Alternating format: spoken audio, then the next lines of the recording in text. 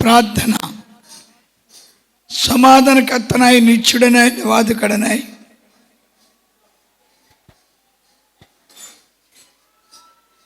నిత్య కృపాక్షమ ప్రభావాలతో అలంకరింపజేసి మిమ్మల్ని అందరినీ కూడా నా కృపకు పాత్ర చేయడానికి సిద్ధపడి ఉన్నాను.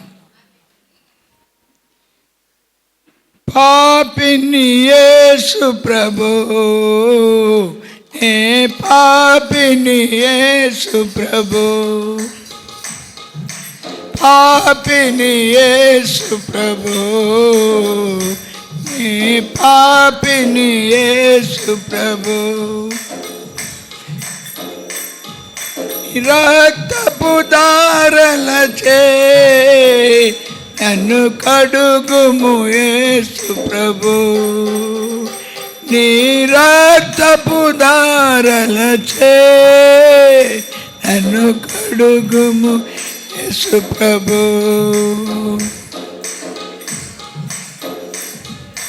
పాపిని యేసు ప్రభు, ఏ పాపిని యేసు ప్రభు, సమాధానకర్తనై, నిత్యుడనైన, నివాదకుడనై, యుగ యుగాలు ఏకరీతిగా ఉన్నవాడనే, మార్పు లేని వాడనే, మార్పు రాని వాడనే ఇప్పుడు మీతో ఉన్నాను. కలవపడకుడి నా ప్రియ కుమారి కుమార్తెలారా, వాగ్దానం ఇచ్చిన వాడిని నిర్వర్తం చేయడానికి మార్గం సలహా చేస్తాను. కాబట్టి మీ జీవితంలో నా మహిమ, నా ప్రభావం పొందుకుని నా కుమారి కుమార్తెలుగా అభిషేకించబడి ఆస్వాదించబడుదురుగాక. ఆమేన్. జీవంగల తండ్రికి నిండి వందనాలండి. మీ అందరికీ నా ప్రియ వందనాలు చేస్తున్నాం. దేవుడి స్తోత్రాలండి. మన జీవితంలో ఒక్కోసారి మనం గొప్పవాళ్ళగా ఉండాలి అని తలుస్తాం. దేని బట్టి అంటే తెలివిని బట్టి, జ్ఞానాన్ని బట్టి, కులాన్ని బట్టి, లేక మన యొక్క ధనధాన్యాలను బట్టి మనము గొప్పవాళ్ళుగా అందరితోనూ మెప్పించబడాలి, అందరి మధ్యన మనం గొప్పవాళ్ళుగా ఆచంద్ర నక్షత్రం వెలగాలి అని ఆత్మలో తలుస్తూ ఉంటాం. ఒక మనిషి గణపరచబడాలంటే దేవుడు అబ్రహాంకి తెలియజేశాడు.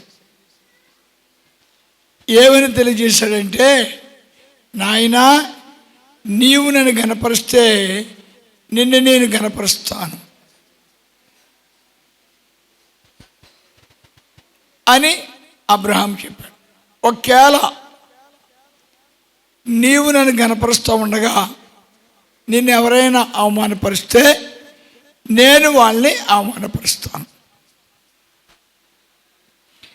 అంచేత సాధారణంగా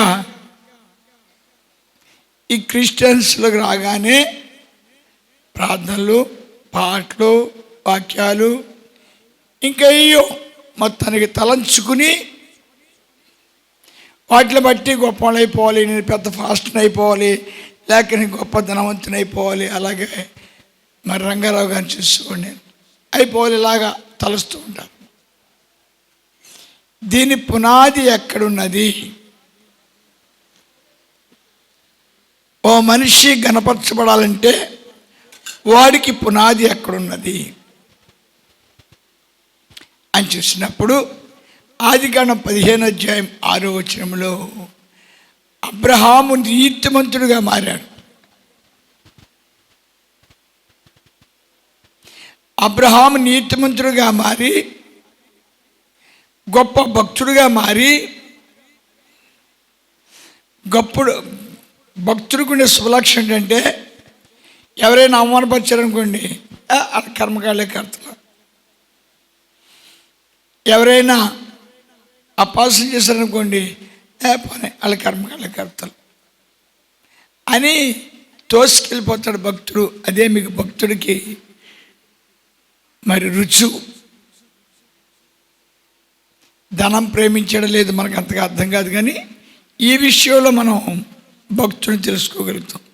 4 పేళ్ళు తీస్తాను, 3 ముక్కలు కోస్తాను ఇలా మాట్లాడుతున్న వాళ్ళు భక్తులు కాదు, నీతిమంతులు కాదు. ఎవరైనా మనం దూషించారు, మనల్ని అవమానపరిచారు అన్నప్పుడు మనము వాళ్ళని సంగతి తెలుసుకోవాలి, వాళ్ళని మనం ఒకసారి జాడించేయాలి అనే ఆలోచన నీకు వచ్చినప్పుడు నువ్వు భక్తుడు కావు. నీకు దేవుడు తెలియదు, నువ్వు మారలేదు. లోకంలో ఉండగా అలా భక్తిహీనుడిగా ఉన్నావో, లోకంలో ఉండగా ఎలాగా పేచికోరిగా ఉన్నావో అంతే జీవితాన్ని దేవుడి దగ్గరికి వచ్చిన తర్వాత కూడా అలాగే జీవిస్తున్నావు.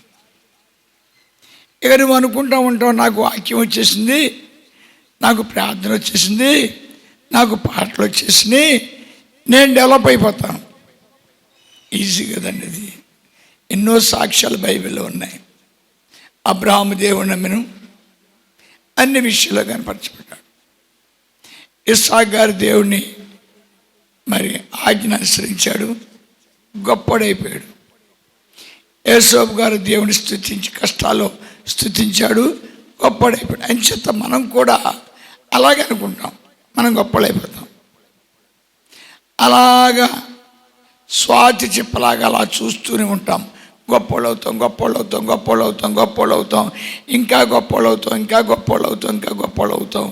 అవ్వం. కొద్ది దినాలు పోయిన తర్వాత మనకి ఇసుకు అనిపించింది.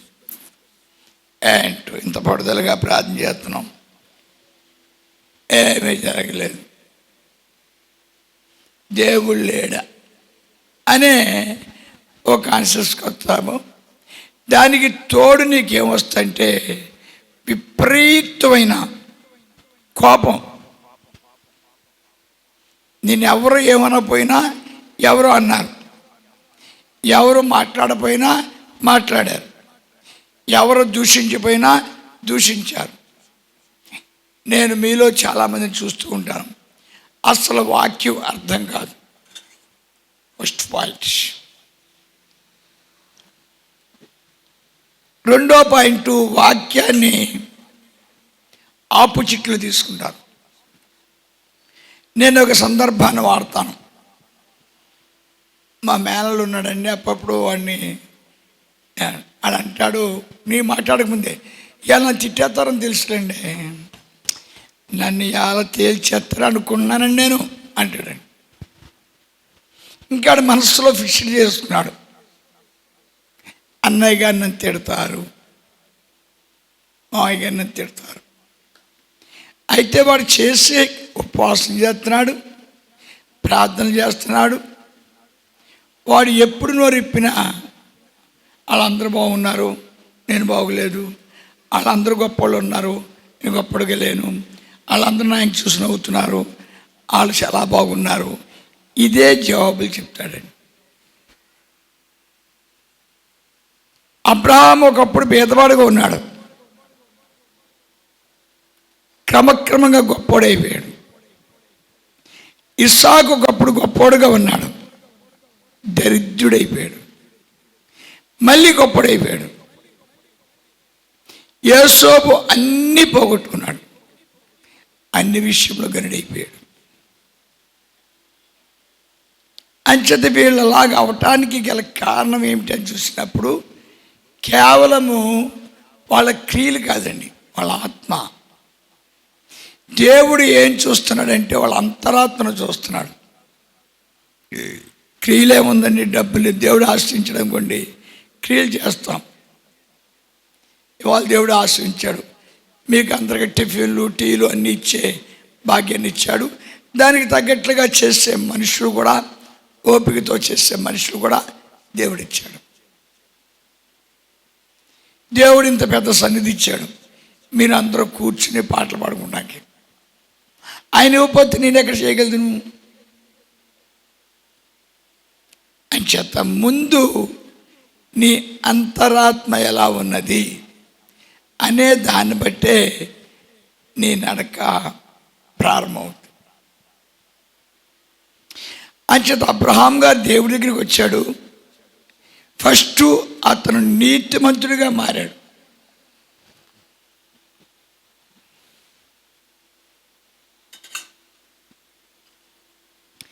రెండోదిగా దేవుణ్ణి నిరంతరము స్తుతి ఆరాధన చేస్తున్నాడు. అలా చేస్తున్నాడు. మనకు ఎలా నమ్మకం? లోతే గారు ఆస్తులు పట్టుపోయారు, వెళ్ళిపోయారు. కానీ అబ్రహాం తండ్రి గారు, శారమ్మ గారు ఒక మాట అనాలి, చిన్నప్పటి నుంచి పెంచి పోషించాం, ఎంతగానో ఆదరణ చేశాం, కానీ లోతు మోసం చేశాడు అనాలి. అనలేదు. ఒంటరివాడు అయిపోయాడు. పాలేళ్ళు తీసుకెళ్ళిపోయాడు, ధనం తీసుకెళ్ళిపోయాడు, ఆస్తులు తీసుకెళ్ళిపోయాడు, ఒంటరివాడు అయిపోయాడు. కానీ అబ్రహాం గారికి ఒక బాధ ఉంది. తమ్ముడు ఎలా జీవిస్తాడా? ఆడపిల్లలతో ఉన్నాడు, ఆడు ఒంటరివాడు అయిపోయాడు అనే బాధ. దేవుడు అతని యొక్క మనసును చూశాడు. వెంటనే అతన్ని గొప్ప ఆస్తికర్తగా మార్చాడు. శత్రువుల మధ్యన అతని తల దేవుడు అంటాడు. మెయిన్ బైబిల్లో ఈ యొక్క భక్తులకి ఉపవాసం అనే దాన్ని కూడా యేసు ప్రభువు వారు చోటని విమర్శించాడు. దాన్ని చూద్దామని. యెషయా 58 అధ్యాయం 1వ వచనం కానీ చూద్దాం. తాళక బోర ఊదినట్లు ఎలుగెత్తి బిగ్గరగా కేకలు వేయము. వారు చేసిన తిరుగుబాటును నా జనులకు తెలియజేయము. ఇక్కడ ఒక ఆశ్చర్య విషయం ఏంటంటే, వాళ్ళు ఉపవాసం చేస్తున్నారంట, దేవుడు వాళ్ళని దీవించట్లేదంట. ఉపవాసానికి రిజల్ట్ ఉంది. దానికి ఒకసారి యోవేలు 2వ అధ్యాయము 12వ వచనం చూద్దామండి.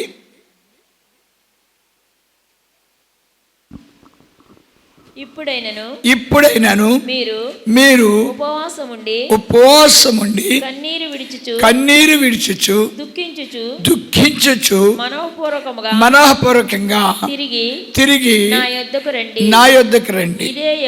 ఇదే యెహోవా వాక్కు. మీ దేవుడైన యెహోవా కరుణావాత్సల్యం గలవాడు, శాంతమూర్తియు, అత్యంత కృపగలవాడనయుండి తాను చేయనుద్దేశించిన కీడును చేయక. ఇక్కడ ఖచ్చితంగా తప్పు చేశారంట. తప్పుకి శిక్ష ఉంది. తక్కువ పనులు చేశారేంటి?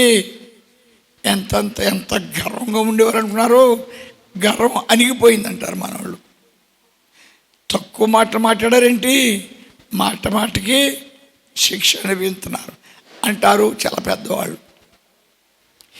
ఇప్పుడు ఈ కుటుంబము దేవునికి వ్యతిరేకంగాను లేక వాళ్ళ జీవితంలో మరి అసభ్యకరమైన జీవితాన్ని జీవించినప్పుడు వాళ్ళకి రావాల్సిన శిక్ష యథార్థంగా వచ్చేసింది. ఆస్తులు పోని, అప్పులు పాలైపోయారు, లేకపోతే రోగులుగా మారిపోయారు, పేకాట్లు, తాగుళ్ళు, వ్యభిచారాలు, అన్ని విషయంలో ఆ కుటుంబం పాడైపోయింది. ఇప్పుడు యాజకుడు ఒక మాట చెప్తున్నాడు. అదేంటంటే, మీరు కన్నీరు కారుస్తూ 2 ఉపవసించి దేవుడి దగ్గర మీ అపరాధాలు ఒప్పుకోండి. 1 ఉపవాసం చెప్పాడు, 2 కన్నీరు చెప్పాడు, 3 అపరాధాలు ఒప్పుకోన్నాడు. అలా మీరు చేసిన ఎడల మీ అపరాధాలు ఆయన భరించి, అపరాధమే, శిక్ష నీ శిక్ష ఆయన భరించి, నీ యొక్క దరిద్రాన్ని ఆయన భరించి నిన్ను ఆశీర్వదిస్తాడు. ఎటువంటి ఉపవాసం చేస్తే ఈ కార్యం జరుగుద్ది? ఉపవాసానికి ఎటువంటి ఆన్సర్ ఉంటుంది? మరి నేను ఉపవాసం చేస్తున్నాను, ఇక్కడ 58వ అధ్యాయంలో ఉపవాసం చేస్తున్నారు. ఆ ఉపవాసానికి రిజల్ట్ లేదు. రిజల్ట్ లేదని వాళ్ళు అడుగుతున్నారు. ఉపవాసం అనేది ఇజ్రాయలీ సహజం. ఎందుకంటే వారానికి 2 రోజులు ఉపవాసం చేయాలి వాళ్ళు, సంవత్సరానికి రోజా పట్టాలి, ఇంకా అస్తమానం అమావాస్య పండగ, ఇంకే రకరకాల పండుగలు. ఎందుకంటే దేవుని యందు భయభక్తులు కలిగి ఉండే కొద్ది, దేవుని యందు భయభక్తులు కలిగి ఉన్నావు అనే దానికి ఏంటంటే ఉపవాసం, కన్నీరు. ఈ లోకములో నేను క్షేమంగా ఉండాలంటే, ఈ లోకములో నే పాపలతో చల్లగా ఉండాలంటే నా మీద దయ చూపించవా? నా కుటుంబాన్ని నువ్వు దర్శించవా? అయ్యా మేము పాపం చేయకుండా కాపాడవా? ఇలాగ వాళ్ళు ఆనందకరమైన జీవితంలో జీవిస్తూ కూడా, అన్ని విధాల బాగుండు కూడా, రాబోయే కీడుని తప్పించుకోవడం కోసం వాళ్ళకి దేవుడు ఉపవాస ప్రార్థన నేర్పాడు. ఆ ఉపవాస ప్రార్థనలో మానవ జీవితం ఎంత ప్రమాదమో, దానివల్ల పిల్లలు ఎలా పాడైపోతారో యాజకుల ద్వారా బయలుపరిచాడు. అందుకే ఏవేలు ఉండాజ్యాలను చూసినప్పుడు ఆవిడ అహంకారం చేతను, ఆవిడ గర్వం చేతను, ఆవిడ యొక్క బుద్ధిహీన చేతను, ఆవిడ యొక్క భక్తిహీన చేతను ఆవిడ కుటుంబం పోయిందని యాజకుడు చెప్తున్నాడు. అందుకు తిరిగి నీ కుటుంబం కట్టబడాలంటే, నీ కుటుంబం ఆశ్రయించబడాలంటే ఒకే ఒక్క మార్గం ఉంది. తెలివి వల్ల, జ్ఞానం వల్ల, శక్తి వల్ల నీ కుటుంబం కట్టబడదు. లేకపోతే అందరూ డబ్బులు ఇచ్చి కుటుంబం కట్టేసుకుంటారు, అందరూ తెలివి చేత కుటుంబాలు కట్టుకుంటారు. ఇక్కడ అలా పనిచేయదు. దీనికి ముందు పశ్చాత్తాపం కావాలి, దీనికి కన్నీరు కావాలి, దీనికి వినయం కావాలి. యాజకుడు చెప్పిన మాట సరే, ఆ తల్లి ఏదో కింద పడింది, మొత్తానికి ఆ తల్లిని దేవుడు దీవించాడు. అంచేది ఇక్కడ మనం చాలా జాగ్రత్త చూసినప్పుడు ఇశ్రాయేలు గల్లుగా ఉండాలనుకున్నాడు దేవుడు, గొప్పవారుగా ఉండాలనుకున్నాడు. చూద్దామని ఒకసారి అండి. ఆదికాండం 1వ అధ్యాయం 28వ వచనం. దేవుడు వారిని ఆశీర్వదించను. ఎట్లనగా మీరు ఫలించి అభివృద్ధి పొంది విస్తరించి భూమిని నిండించి దానిలో. ఇక్కడ దేవుని యొక్క ఉద్దేశం, బైబిల్ పట్టుకున్న వాళ్ళు వర్ధిల్లాలి, బైబిల్ పట్టుకున్న వాళ్ళు ఆస్వాదించబడాలి, బైబిల్ పట్టుకున్న వాళ్ళు ఆరోగ్యకరంగా ఉండాలి, అన్యుల మధ్యన వాళ్ళు గనులుగా ఉండాలి అన్నాడు దేవుడు. ఈ విషయంలో ఆదాము అవ్వమ్మ, ఎందుకంటే వాళ్ళకి అన్నీ ఇచ్చాడు, అదే పదాన్ని సాతాను ఉపయోగించుకున్నాడు. మీకు ఏమి లోటు, మీకు ఏమి లోటని ఉపాసన చేస్తారు, మీకు ఏ కష్టం ఉందని ఉపాసన చేస్తారు, మీకు ఏ దుఃఖం ఉందని ఉపాసన చేస్తారు అనే పదాన్ని వాడాడు సాతాను. దానికే మత్తయి 4వ అధ్యాయంలో యేసు ప్రభు వారు కూడా ఉపాసన చేశారు. చేసినప్పుడు సాతానుడు వచ్చాడు. ఏమయ్యా చిక్కిపోయావయ్యా, ఏమయ్యా ఆకలితో కొట్టబడుతున్నావయ్యా, ఇంకా ఎన్నెన్నో ఆయన పొగిడాడు. యేసు ప్రభు వారు ఒకటే చెప్పాడు, నేను తండ్రి చిత్తానుసారంగా ఉపవాసం చేస్తున్నాను. తండ్రి చిత్తం ఏంటంటే వారానికి 2 రోజులు ఉపవాసం చేయాలి, సంవత్సరం అంతా ఉపవాసం, సంవత్సరంలో రోజు పట్టాలి, ఇక ఆరాధన చేయాలి, దేవుని సన్నిధిలో దీనులుగా ఉండాలి. ఇది దేవుని యొక్క ఉద్దేశం. అంచేత నేను అలా ఉన్నానని చెప్పాడు యేసు ప్రభువు. ఇక సాతానుడికి అవకాశం లేదు, వెళ్ళిపోయాడు. కానీ ఆదాము దగ్గర అవకాశం ఉంది, అవకాశాన్ని వాడుకున్నాడు. ఆదాము పిల్లలని దరిద్రులు చేశాడు. గుర్తుపెట్టుకో, ధనవంతుడైన ఆదాము దరిద్రుడిగా మారిపోయాడు. గొప్పవాడుగా పేరుగాంచిన ఆదాము శాపగ్రస్తుడిగా మారాడు. ఉన్నతుడిగా ఉండవలసిన ఆదాము పిల్లలు ఆత్మహత్య చచ్చిపోయారు. ఆకలితో మల మాడిపోయారు.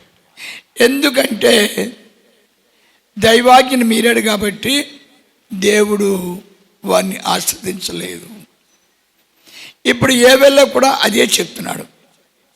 ఆ స్త్రీ అంగీకరించింది, ఉపవసించి కన్నీరు కార్చి ప్రార్థన చేస్తుంది, నేను అపరాధిని.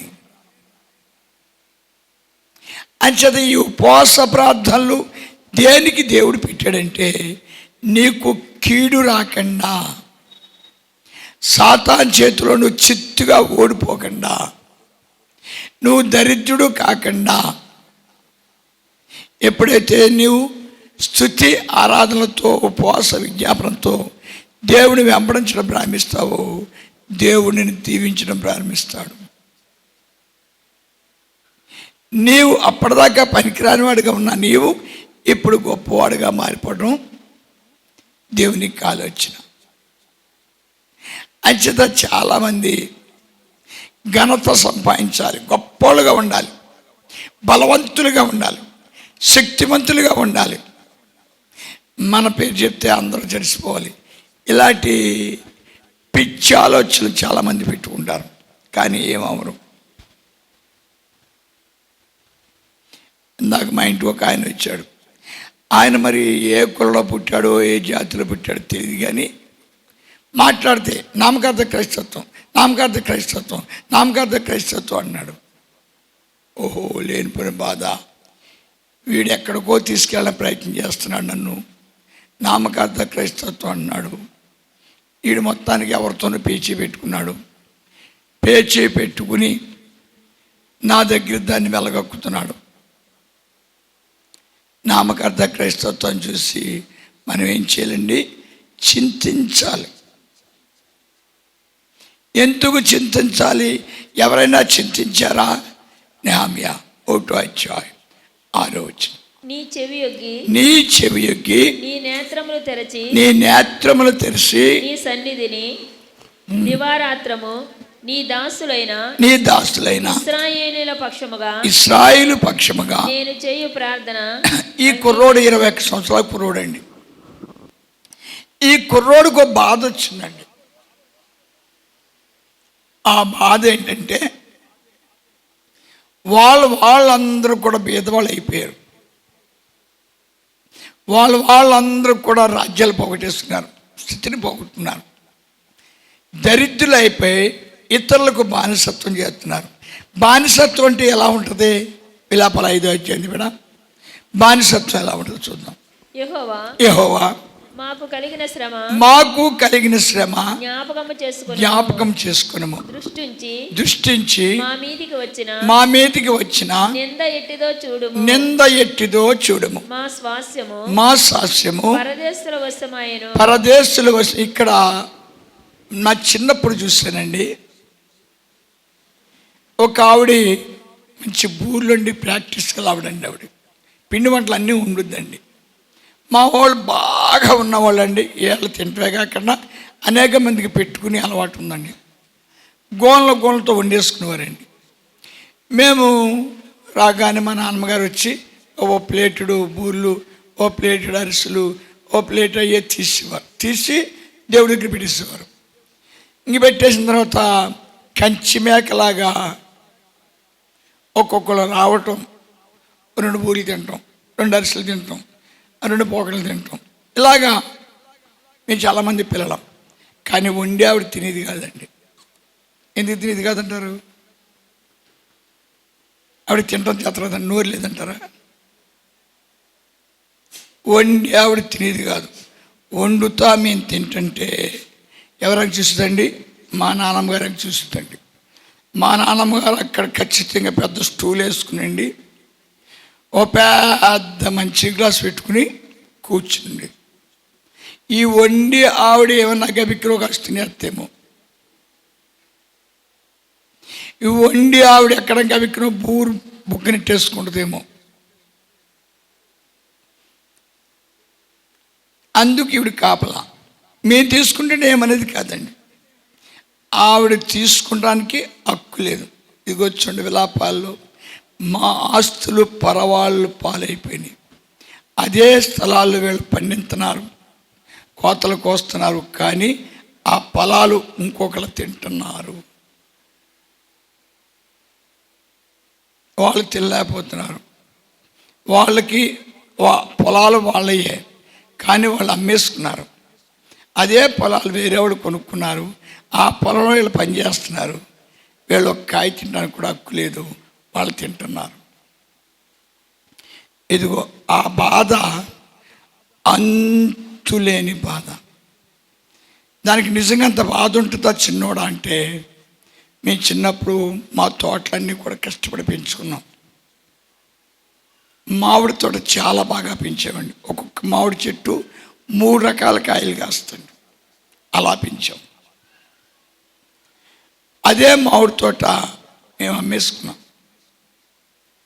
మా వాళ్ళు ఏదో కింద పడ్డారు.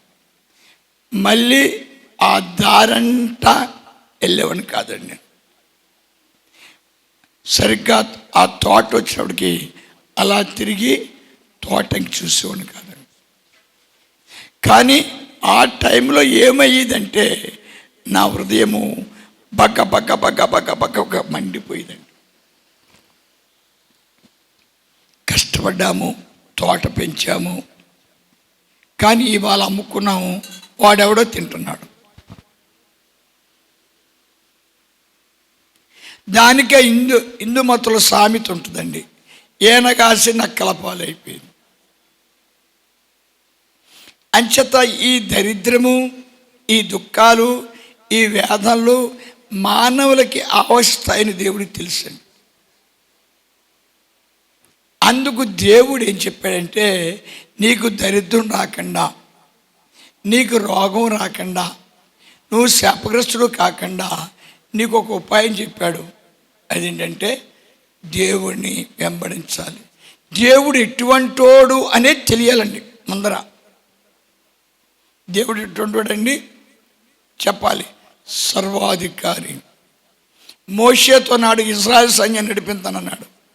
మోషే అన్నాడు, అది నీ వల్ల కాదయ్యా అని మామూలు అనుకున్నావేంటి? ఎన్ని రథాలు, ఎన్ని గుర్రాలు, 7 సేవలే. ఇదిగో నీ చేతిలో కర్రను చూడు చాలు. ఈ కర్రతోనే ఇజ్రాయెల్ కూడా చేస్తాను చూడన్నాడు అంతే. ఈ కర్రతోనే ఐగుప్తు రాజుని మట్టి పరిచేస్తున్నాడు అంతే. ఈ కర్రతోనే నేను ఐగుప్తు నుంచి ఇజ్రాయెల్ తీసుకెళ్ళిపోతాను సవాల్ చేశాడు దేవుడు.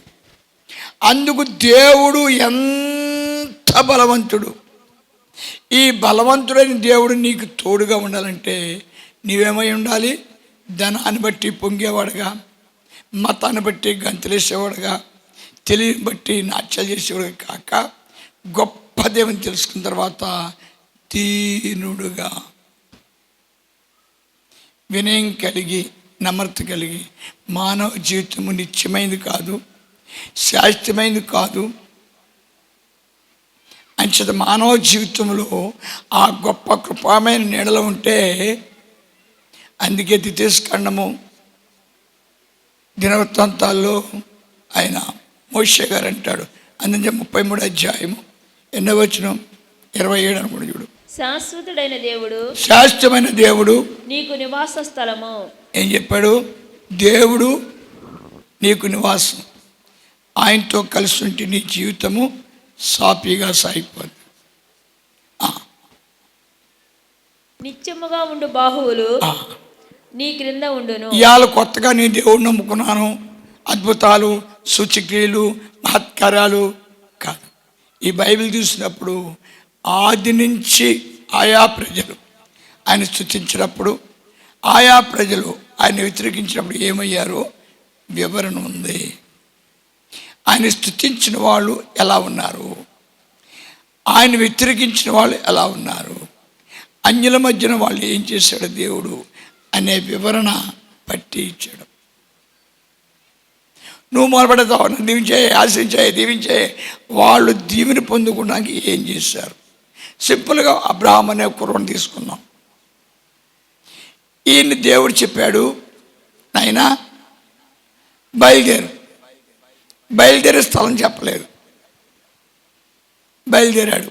వెళ్తా 1500 కిలోమీటర్లు వెళ్ళిపోయాడు. కానీ అంతకుముందు 2 స్థలాల్లో మంచి స్థలాలు ఉన్నాడు అబ్రహాం.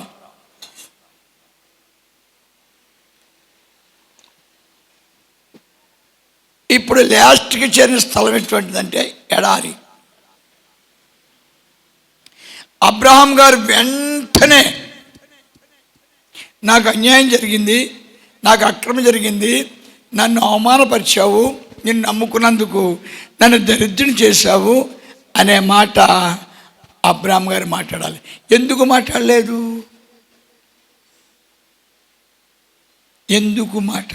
అలాగా? మరి నువ్వు మాట్లాడతావు కదా, దేవుడు నమ్ముకున్నాను, నాకేముంది, దేవుడు నమ్ముకున్నాను, నాకేమట్టుకుంది, చుట్టాలు, బంధువులు, చుట్టాల కోసం నమ్ముకున్నావు అండి దేవుడు నువ్వు, బంధువుల కోసం నమ్ముకున్నాడు దేవుడు నువ్వు, ఎవరి కోసం ఎప్పుడు కోసం నమ్ముకున్నాడు దేవుడు నువ్వు. దేవుడిని నమ్ముకుంటారు, దేవుడి ద్వారం తెరాలి, దేవుడి దగ్గర రావాలి. అందుకే అబ్రహాం గారు పాట పాడతాడు, దేవునికి ఘనతను తెలుసుకున్నాడు, ఈ దేవుడు ఎవ్వరికీ దర్శనమివ్వడు. యెషయా 50వ అధ్యాయం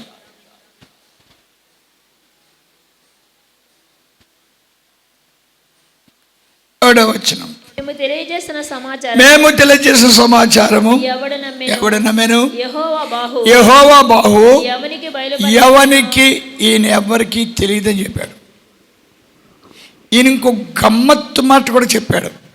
చూడు, యోహాను 1వ అధ్యాయం 8వ వచనం చూడు. వెళ్ళిపోదాం, టైం అయిపోయింది. అతడు ఆ వెలుగై ఉండలేదు గాని ఆ వెలుగును గూర్చి సాక్ష్యమిచ్చుటకు అతడు వచ్చెను. నిజమైన వెలుగు ఉండెను, అది లోకములోనికి వస్తా వెళ్తా ఉన్నాడంట. ఆయన పని ఆయన చేసుకున్నాడంటే భూమి మీద. సముద్రం ఎప్పుడు పొంగాల, ఎండలా కాయాలా అన్ని మీటర్లు వేసి కూర్చున్నాడంట. అందుకే యోహాను గారు చెప్తున్నాడు, నాయనా నన్ను ఎవరు నమ్మొద్దు, నేనేదో సరదాగలాగా ఏదో ఒక భక్తుడిని, అసలైన దేవుడు ఉన్నాడు,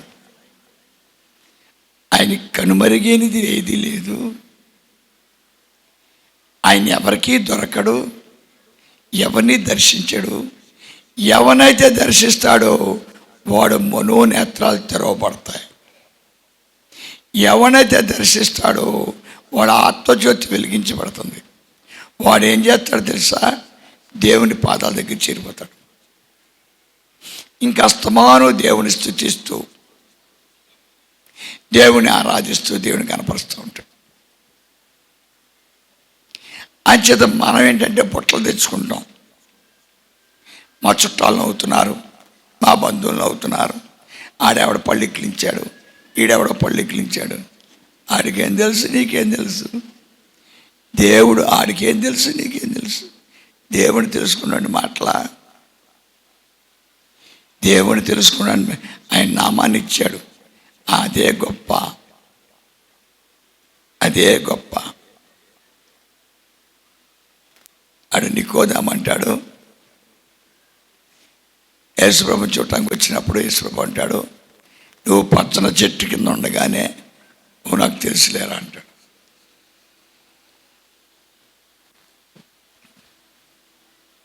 మగ్దల మరియత అంటాడు, నువ్వు భూలోకంలోకి వచ్చావు కాబట్టి పాపిగా మారో, యథార్థంగా నువ్వు పరలోక నివాసివి. ఆయన మాటల మాధుర్యం. మీరు దేంట్లో కొలుసుకుంటారంటే ధనంలోను, కులాల్లోను, మతాల్లోను, ప్రార్థనలో కొలుసుకుంటారు. దేవుని కొలాలంటే నీ ఆత్మ వెలిగించబడాలి.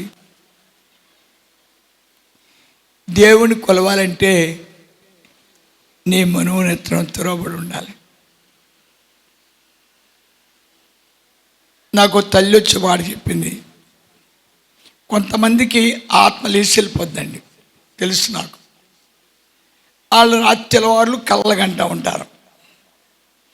తెల్లారి లెగనేమనుకుంటారు, రాత్రి వాళ్ళు నిద్రలేదనుకుంటారు, హ్యాపీగా ఉంటారు.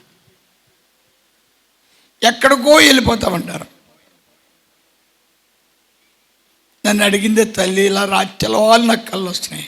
అమ్మా, నీ ఆత్మ లేచి వెళ్తుందమ్మా. ఎవరు వెళ్తున్నారు? నీ ఆత్మ లేచి వెళ్తుంది. నీవు పుట్టక ముందు నీ ఆత్మకు కొన్ని స్థావరాలు ఉన్నాయి. కొంతమంది మనుషులతో సంబంధం ఉంది, ఆత్మలతో. వాళ్ళ దగ్గరికి వెళ్ళి వాళ్ళతో కౌలు చెప్తుంది, మాట్లాడుతుంది. యేసు ప్రభు మరణించే ముందర యేసు ప్రభు సిలువ మరణం కోసము మోషే, ఏలియా వచ్చారు. ఎలా సిలువేయబడతావు, ఎలాగ చరిత్ర జరుగుద్ది అన్నీ వివరంగా చెప్పారు వాళ్ళిద్దరూ.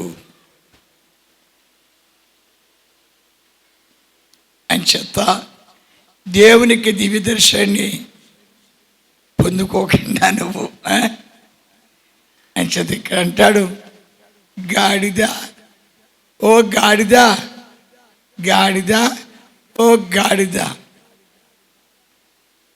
అంచేత నువ్వు గాడిదలాంటివాడు.